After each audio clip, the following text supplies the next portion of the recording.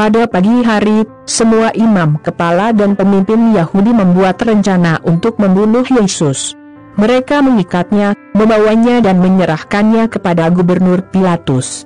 Ketika Yudas, pengkhianat, melihat bahwa Yesus telah dikutuk, dia merasa menyesal dan pergi untuk mengembalikan 30 koin perak kepada para imam kepala dan pemimpin Yahudi, mengatakan, "Saya telah berdosa, membebaskan orang yang tidak bersalah sampai mati."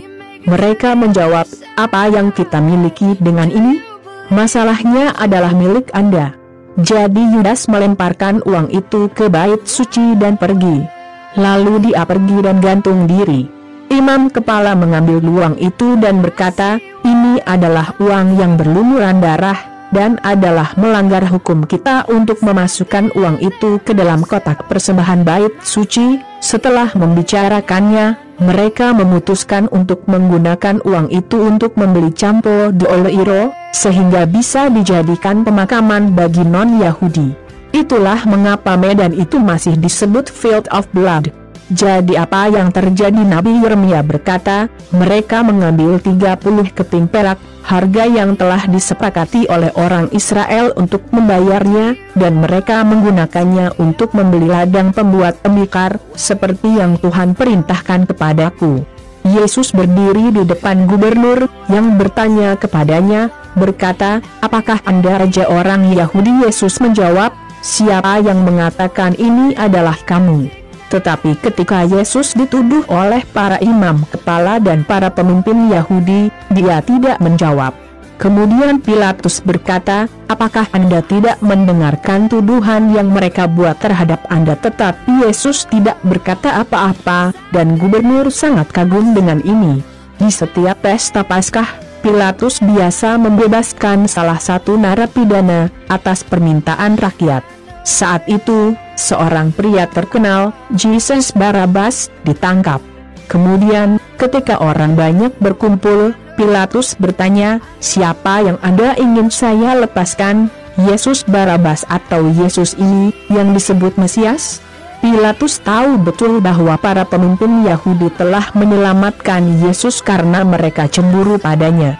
Ketika Pilatus sedang duduk di ruang sidang, istrinya mengiriminya pesan berikut, "Jangan ada hubungannya dengan pria yang tidak bersalah ini, karena malam ini, dalam mimpi, saya sangat menderita karena dia." Para imam kepala dan pemimpin Yahudi meyakinkan massa untuk meminta Gubernur Pilatus agar membebaskan Barabas dan menghukum mati Yesus. Kemudian gubernur bertanya, "Manakah dari keduanya yang Anda ingin saya lepaskan?" Barabas. Mereka menjawab. Pilatus bertanya, "Lalu apa yang akan saya lakukan dengan Yesus, yang disebut Mesias?" "Salibkan," jawab semuanya. Dia bertanya, "Kejahatan apa yang dia lakukan?" Kemudian mereka mulai berteriak dengan keras, "Salibkan!" Kemudian Pilatus melihat bahwa dia tidak mendapatkan apa-apa dan bahwa orang-orang mulai memberontak. Kemudian dia meminta air, mencuci tangannya di depan orang banyak dan berkata, "Saya tidak bertanggung jawab atas kematian orang ini. Ini terserah kamu." Dan seluruh kerumunan menjawab, "Semoga hukuman untuk kematian ini jatuh pada kita dan anak-anak kita." Kemudian Pilatus membebaskan Barabas, seperti yang mereka minta. Kemudian dia mencambuk Yesus dan menyerahkannya untuk disalibkan. Kemudian tentara Pilatus membawa Yesus ke istana gubernur dan mengumpulkan semua pasukan di sekitarnya. Mereka menanggalkan pakaian Yesus dan mendandaninya dengan jubah merah. Mereka membuat mahkota dari cabang berduri, dan meletakkannya di atas kepalanya, dan menempatkan tongkat di tangan kanannya. Kemudian mereka mulai berlutut di hadapannya dan mengolok-oloknya, dengan mengatakan, "Hidup Raja orang Yahudi." Mereka meludahi dia, mengambil tongkat itu dan memukul kepalanya. Setelah mengolok-oloknya, mereka melepas jubah merah dan mendandaninya dengan pakaian mereka sendiri. Kemudian mereka membawanya untuk disalibkan. Ketika mereka pergi, tentara itu bertemu dengan seorang pria bernama Simon dari kota Kirene dan memaksanya untuk memikul salib Yesus. Mereka tiba di suatu tempat bernama Golgota. Golgota berarti tempat tengkorak, Di sana mereka memberi anggur campur empedu untuk diminum Yesus. Tapi setelah dia mencicipinya, dia tidak mau minum. Kemudian tentara-tentara itu menyalibnya dan membagi pakaiannya di antara mereka sendiri, menarik undian dengan dadu, untuk melihat bagian mana dari masing-masing itu. Setelah itu mereka duduk di sana dan memelihara Yesus. Mereka menempatkan tanda di atas kepalanya yang bertuliskan tuduhan terhadapnya, "Inilah Yesus, Raja orang Yahudi." Bersama Yesus, mereka juga menyalibkan dua pencuri, satu di kanannya dan yang lainnya di kiri. Mereka yang lewat menggodanya, menggelengkan kepala dan menghinanya, mengatakan demikian, "Hei, kamu bilang kamu bisa menghancurkan bait suci dan membangunnya lagi dalam 3 hari. Jika Anda adalah anak Allah, turunlah dari salib dan selamatkan diri Anda." Para imam kepala, ahli hukum dan para pemimpin Yahudi juga mengolok-olok dia, dengan mengatakan, dia menyelamatkan orang lain, tetapi dia tidak bisa menyelamatkan dirinya sendiri. Dia Raja Israel, bukan? Jika dia turun dari salib sekarang, kami akan mempercayainya. Dia mempercayai Tuhan dan berkata dia adalah anak Tuhan. Mari kita lihat apakah Tuhan ingin menyelamatkan Anda sekarang. Dan bahkan para pencuri yang disalibkan bersama Yesus juga menghina dia. Pada siang hari mulai gelap, dan seluruh bumi berada dalam kegelapan selama 3 jam. Pada pukul 3 sore, Yesus berteriak dengan keras, "Eli, Eli, lem sabachthani." Kata-kata ini berarti, "Ya Tuhan, Tuhanku, mengapa Engkau meninggalkan aku?" Beberapa orang yang ada di sana mendengar ini dan berkata, "Dia menelepon Elias." Salah satu dari orang-orang ini berlari dan mencelupkan spons ke dalam anggur biasa, meletakkannya di ujung tongkat dan memberikannya kepada Yesus untuk diminum. Tetapi yang lain berkata, "Tunggu. Mari kita lihat apakah Elias datang untuk menyelamatkannya." Kemudian Yesus berseru nyaring lagi dan mati. Kemudian tirai bait suci dirobek menjadi 2, dari atas ke bawah. Bumi berguncang, dan bebatuan pecah. Kuburan dibuka, dan banyak umat Tuhan yang telah meninggal dibangkitkan dan mereka keluar dari kuburan.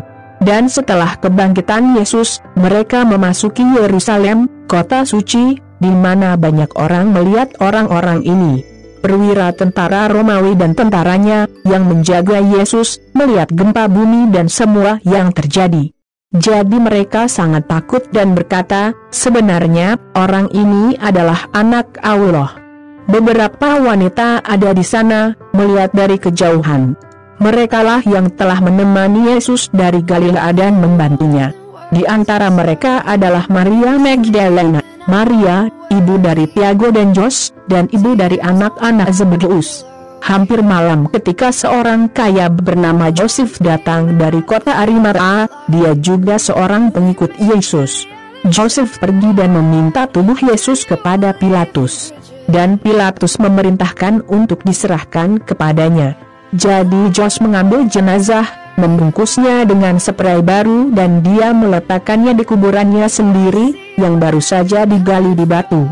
Kemudian sebuah batu besar digulingkan untuk menutup pintu masuk ke kuburan dan pergi.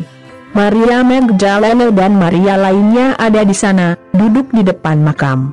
Keesokan harinya, yaitu lusa, para imam kepala dan orang Farisi bertemu dengan Pilatus dan mereka berkata, "Gubernur, kita ingat bahwa ketika saya masih hidup, pembohong itu berkata, setelah 3 hari saya akan dibangkitkan. Oleh karena itu, jaga kuburannya dengan baik sampai hari ketiga, sehingga murid-muridnya tidak dapat mencuri mayatnya dan kemudian memberitahu orang-orang bahwa dia telah dibangkitkan. Karena kebohongan terakhir ini akan lebih buruk dari yang pertama." Kemudian Pilatus berkata, "Bawalah para prajurit ini bersamamu dan jaga kuburan itu sebaik mungkin." Mereka pergi, memasang segel keamanan di batu dan meninggalkan tentara di sana, menjaga makam. Matius 27, 1-66. Pada pagi hari, semua imam kepala dan pemimpin Yahudi membuat rencana untuk membunuh Yesus. Mereka mengikatnya, membawanya dan menyerahkannya kepada Gubernur Pilatus. Ketika Yudas, pengkhianat. Melihat bahwa Yesus telah dikutuk, dia merasa menyesal dan pergi untuk mengembalikan 30 koin perak kepada para imam kepala dan pemimpin Yahudi, mengatakan, "Saya telah berdosa, membebaskan orang yang tidak bersalah sampai mati." Mereka menjawab, "Apa yang kita miliki dengan ini? Masalahnya adalah milik Anda." Jadi Yudas melemparkan uang itu ke bait suci dan pergi. Lalu dia pergi dan gantung diri.